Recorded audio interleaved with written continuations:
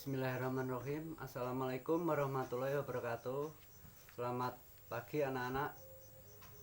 Semoga anak-anak semua dalam keadaan sehat walafiat, tetap dalam lindungan Allah Subhanahu wa taala. Amin. Hari ini, pagi ini, marilah kita lanjutkan belajar dari tema 1, yaitu tema 1, subtema 1 dan pembelajaran 2. Baiklah, langsung saja dari materi pertama, yaitu materi SBDP atau Seni Budaya dan Prakarya. Materi ini akan membahas tentang gambar ilustrasi. Jadi anak-anak bisa dibuka bukunya di halaman 7, pembelajaran 2. Bapak lanjutkan tentang gambar ilustrasi. Gambar ilustrasi adalah gambar yang memperjelas dan menghidupkan sebuah cerita. Gambar ilustrasi yang baik adalah ilustrasi yang dapat merangsang dan membantu pembaca untuk berimajinasi tentang cerita tersebut.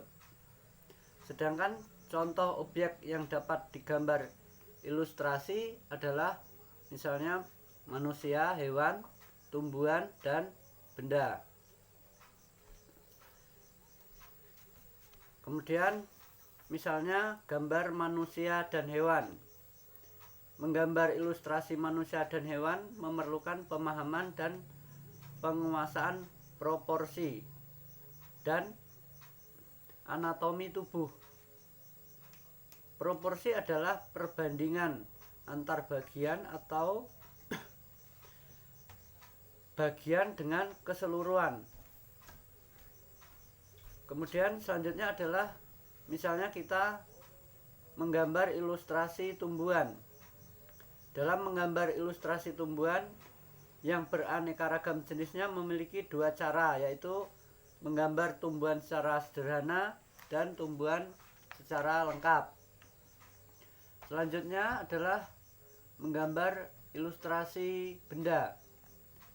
Benda yang bisa digambar adalah benda-benda alam, benda buatan manusia, dan benda imajinasi manusia. Ragam gambar ilustrasi antara lain berupa cover, karikatur, kartun, cergam atau cerita bergambar, dan komik. Adapun pengertian dari masing-masing ragam gambar tersebut adalah sebagai berikut. Yang pertama adalah cover. Cover merupakan kulit atau sampul pada buku atau majalah. Jadi bagian depannya dari suatu buku atau majalah. Gambar cover memuat atau mewakili isi buku sehingga terlihat lebih menarik. Selanjutnya adalah karikatur. Karikatur adalah ilustrasi yang mendeformasi atau mengubah bentuk lahiriah seseorang dengan tujuan tertentu. Selanjutnya kartun. Kartun adalah gambar yang berupa sindiran, kritikan, cerita jenaka atau humor, dan digambar dalam satu panel. Selanjutnya cerita bergambar, cerita pendek, dongeng, dan fabel. Suatu karya cerita biasanya dilengkapi dengan ilustrasi cerita. Gambar ilustrasi cerita ini mewakili cerita yang terkandung di dalamnya. Yang terakhir dari ragam gambar ilustrasi adalah komik. Komik adalah suatu bentuk seni yang menggunakan gambar-gambar tidak bergerak yang disusun sedemikian rupa dalam beberapa panel sehingga membentuk suatu jalinan cerita.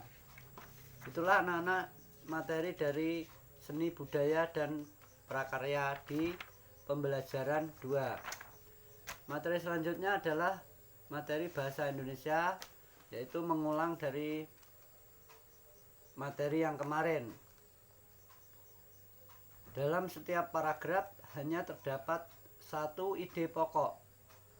Pada pembelajaran sebelumnya kalian sudah mempelajari tentang ide pokok. Menentukan ide pokok tidak hanya dalam sebuah paragraf atau cerita saja, tetapi ide pokok juga dapat ditentukan ketika menceritakan sebuah gambar.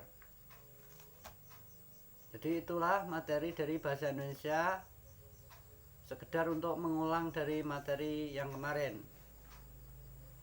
Selanjutnya materi ilmu pengetahuan alam atau IPA. Kalian telah mengetahui bahwa Indonesia adalah negara maritim.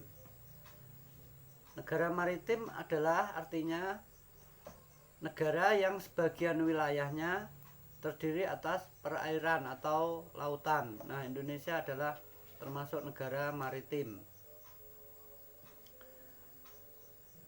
Tahukah kalian bagaimana susunan rangka ikan? Untuk mengetahuinya, amatilah rangka beberapa hewan berikut. Anak-anak bisa membuka bukunya di halaman 8. Di situ ada gambar rangka ikan beserta bagian-bagiannya. Ada penjelasannya di halaman 8 dan 9. Kemudian sistem gerak ikan. Pada ikan, alat gerak utama untuk melakukan manuver di dalam air adalah sirip. Sirip juga dapat digunakan sebagai sumber data untuk identifikasi, karena setiap sirip suatu spesies ikan memiliki jumlah berbeda yang disebabkan oleh evolusi. Selanjutnya, sistem gerak burung.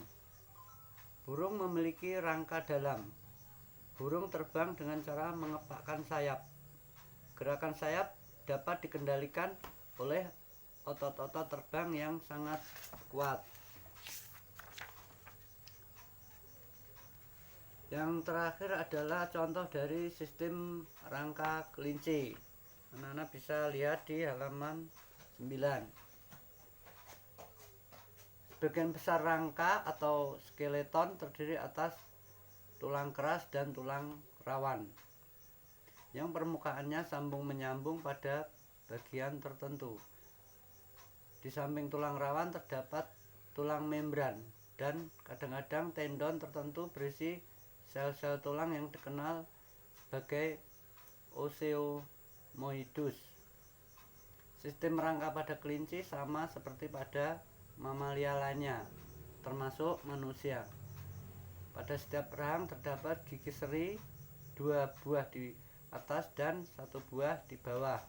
Kemudian gigi premolar 3 buah di atas dan 2 buah di bawah, dan gigi molar 3 buah di atas dan 3 buah di bawah.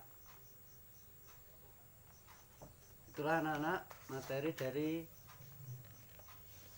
tema 1 subtema 1 pembelajaran 2, yaitu terdiri dari materi seni budaya dan prakarya, kemudian materi bahasa Indonesia, materi IPA. Anak bisa lebih jelasnya nanti bisa dibaca bukunya. Kemudian selanjutnya untuk tugas anak-anak tolong dikerjakan halaman 10. Dibuka halaman 10, nomor 1, nomor 4, nomor 5, nomor 7, dan nomor 8. Jadi ada 5 soal, tolong dikerjakan.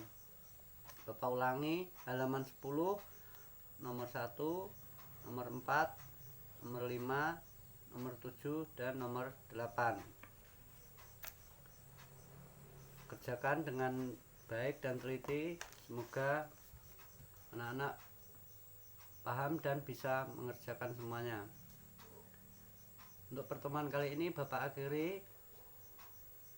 Bapak ucapkan selamat belajar. tetap jaga kesehatan. Terima kasih. Wassalamualaikum warahmatullahi wabarakatuh.